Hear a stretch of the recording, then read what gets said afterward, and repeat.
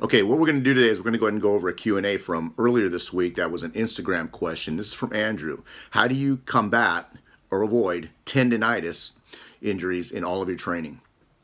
So first of all, let's go ahead and define what tendonitis is. Tendonitis is basically it's inflammation or irritation of a joint. If you're an athlete or or something that you do repetitive, you're going to more than likely get it, especially as you get older. It's going to happen in either especially if you're an athlete. If you're an athlete, it's going to happen in your shoulders, your knees, ankles, your wrists. Basically, it can happen in any of your joints. And it happens usually one of two ways. Either it's from an injury or from basically just overuse, especially if you're an athlete. We see a lot of it with our athletes, especially with our field athletes, throwing athletes, especially if you run a lot. It's more than likely going to happen at one time or another. And first of all, let me go ahead and qualify this. Okay, I'm a trainer. So I'm really not at liberty to diagnose anything. But after seeing this for so long and having a pretty good medical staff behind me for all these years, we can pretty much determine what's going to go on. Now, I've been doing this for 30 years. I think I have a pretty good determination on what is tendonitis and what isn't. Although I'll refer out just to make sure that I have that I have the right thing. But there's several ways to combat this. The first thing is going to be you want to stretch. Okay, you want to stretch out the tissue surrounding the joint. Lots of soft tissue work. Okay, the other thing is going to be you want to try and reduce that inflammation as much as possible. Okay, and it could be through anti-inflammatories, could be through ice, heat, contrast, things of that sort. Massage is great. Okay, massage is going to be a great tool for kind of loosening that up a little bit. And as much as I hate to say it, the one big thing, and it's really hard to avoid, is going to be rest. The only way that you can truly get rid of tendonitis or have it subside at all is by resting the joint. And look, if you're an athlete or you're in the gym a lot and and you do things that are repetitive, and it's going to really cause overuse, let's face it, it's not going to happen. So what you have to do is you have to learn how to work around that. And like I said, it's going to be daily stretching, daily massages, things like that. You can go ahead and palpitate the area. That's another way that we go ahead and combat that. Ibuprofen, anti-inflammatories, ice, heat, contrast. Other things you can do is, we use what's called a win-back machine. And basically what it is, I want to say that it's similar to ultrasound, but it's not really ultrasound. And what it does is help break up the inflammation in that surrounding tissue, and helps bring that down a little bit. And it's a very difficult thing to get rid of. Now, my personal experience with it, I have it in my elbow. So I have elbow tendonitis, and I've had it now for a couple of years. And let me tell you the origination of that. When it first happened, I was getting ready for a USPA power meet, and I decided I was going to go ahead and go to another gym and go ahead and get my bench routine out of the way.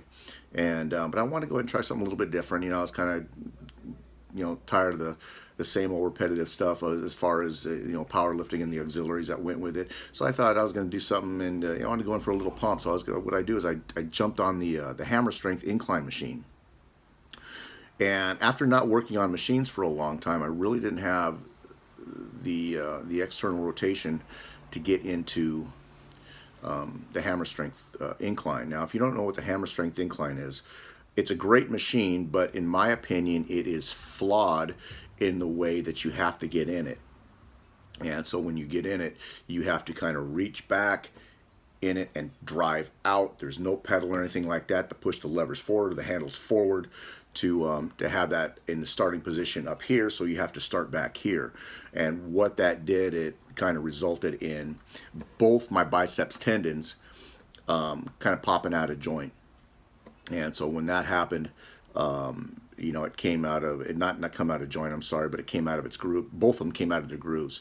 So if you don't know how that works, biceps tendon. It comes all the way from right here, goes all the way up into your shoulder, and if you feel right around in there, you're going to feel a groove, and that's basically where the biceps tendon inserts at. And so when it popped out, I kind of knew it immediately, and I went, oh shit, okay, we're going to have a problem. So I went home that night and couldn't sleep. My right one, my left one, it hurt for probably about a good month. Then it finally went away. My right one, kind of, it didn't really heal right, and it didn't heal at all. To this day, and this was a few years ago, I still have a hard time gripping a bar, gripping any dumbbells or anything like that. So when I push, I get a big, it's very painful basically coming from right here all the way up to here. Even when I do this right here like this, it comes right into that insertion right there into my elbow, and basically it kind of went away from the shoulder and went into my elbow, and probably because of compensation, now I have what is probably elbow tendonitis, and it's very painful. You can't grip. So what I do is I work around that. So how do I work around that? I kind of do some things that that you might see me do, that you see me use a lot of straps in my videos. And the reason why that I use straps in my videos, and I should be doing a lot of grip work, but I can't grab on that far. If you look at that finger, it broke a long time ago, or I should say earlier this year. If I use the straps, it kind of relieves the grip on the bar, which allows me to go ahead and press a little bit. The other thing that I use a neoprene sleeve on my elbow, and it kind of keeps it compressed and kind of alleviates that pain. Literally, it probably takes away, I'd say a good 50-60% of the pain when I do that, and I use a tight sleeve for that. So again, and I do a lot of soft tissue work on the shoulder. I do a lot of soft tissue work on my tricep, my forearm, things like that. The other thing that we use too is a hypervolt. I don't know if you know what a hypervolt gun is, but basically what it is, it almost looks like a jigsaw. So if you know what a jigsaw is, it just kind of shoots in there and gets right into that tendon, into that soft tissue, and just helps me break it up, loosen it up. So there's a lot of things you can do about it, but the only way that you're going to be able to get rid of that is by just not doing anything. And let's face it, we're not going to do that. I'm 56 years old. I'm not going to give up training just because I do that. So what do is I'll find exercises that in my exercise selection that will work, that'll work the same muscle group, except I'll just have to do a variation of something, and that's it. And and I try not to get off path that much by doing different exercises. I try to stick with, I'm not going to say the same routine, but if I mix it up, I'm going to use something that's going to hit that particular muscle group with as little pain as possible. So that's really about it. I mean, it's you combat it, and I just told you how to combat it, and that's really the only way. The extreme, if it's that bad, is going in and doing surgery, and I don't think anybody wants to do something like that unless it's that bad to where it's going to be debilitating, to where you can't even use that particular extremity and the joint in the extremity. Then you might want to go in and consider something like that. But that is the extreme of doing something. So you want to be really careful about how you select your exercises. Good rule of thumb, it's really simple, man. If it hurts, don't do it. And with the anti-inflammatories, I'd rather see you go another route, because if you get on with the anti-inflammatories, the NSAIDs and stuff like that, you're going to cause irritation to your stomach, and not only that, it's kind of harsh on your liver. You want to stay away from that if you can. Once in a while is fine, but other than that, they're pretty much have your bases covered there. Knees, if you have tendonitis in your knees, I see a lot of guys with patella tendonitis and stuff like that. A lot of athletes, And if they go do a box jump and they have patella tendonitis and they try and do a box jump with it, and we're talking about high level athletes, and they miss the box and they don't know why they're missing the box. Well, basically, if you have patella tendonitis, what's going to happen is that quad is not going to fire correctly, and it's going to it's going to cause that imbalance to where you're going to miss. And if your muscles aren't firing right, obviously you're not going to be able to land the jump as you should, basically in an athletic stance with the extension, so on and so forth. The other big thing is too, you got to have proper warm up. It's going to take you a little bit longer to warm up than usual, than most people who don't have it. So I suggest whatever is bothering you right now, you want to get in there and find the perfect warm up for you. You want to go ahead and get a lot of blood in there, get that synovial fluid working in there, to where it's going to kind of lube the joints up a little bit, and before you get on with your main lifts and stuff like that, you want to go ahead and do that.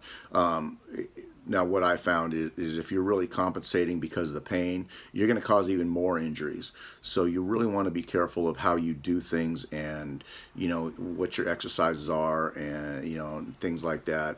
If you're bodybuilding, man, warm-ups is such a huge thing. And being a strength conditioning coach and a slash bodybuilder who's has been in the bodybuilding industry for 45 years and in the strength conditioning industry for over 20. There's some value that comes over from bringing from the strength conditioning side of it to the bodybuilding side of it, because of the research that's been done as far as rehabilitation and injury prevention and things like that. And so when we bring that over to the bodybuilding side or the fitness side or whatever, it's really going to prolong longevity in whatever you're doing, especially if you're a competing bodybuilder. You don't want any injuries. If you're competing figure athlete, or physique athlete, you don't want any injuries leading up to it. And dieting and stuff like that, you're gonna wind up losing some nutrients possibly, and to where it's gonna happen. And you're going to wind up with these little aches and pains and God forbid tears and stuff like that you don't want to happen right before a show. If you're an athlete, you've really got to watch it. As far as your joints go. I got my football players. I got a few guys in the NFL right now that that have to deal with this day in and day out, and they're constantly in rehab. They're in whirlpools. They're in therapy. They're doing STEM. They're doing they're doing all this stuff for recovery. And so the one big thing is recovery. Inflammation is a big thing. Your diet too could have a lot to do with it. And if you're eating foods and stuff like that cause inflammation, well, you want to go ahead and eliminate things like that, foods that are going to cause inflammation and bring it down, because it's going to affect your entire body. So all in all, look, I hope this helped. I hope I answered your question. If I missed anything, I apologize. I'm going by experience and how I've done it, and and how we've worked with athletes and got them back on the field. Because of situations like this, I work with athletes every day, every week, every season, and this goes for bodybuilders and physique athletes as well. So look, if you have any questions, hit me up. You can go ahead and email me at joe@mpftrainingsystems.com, and don't forget to subscribe.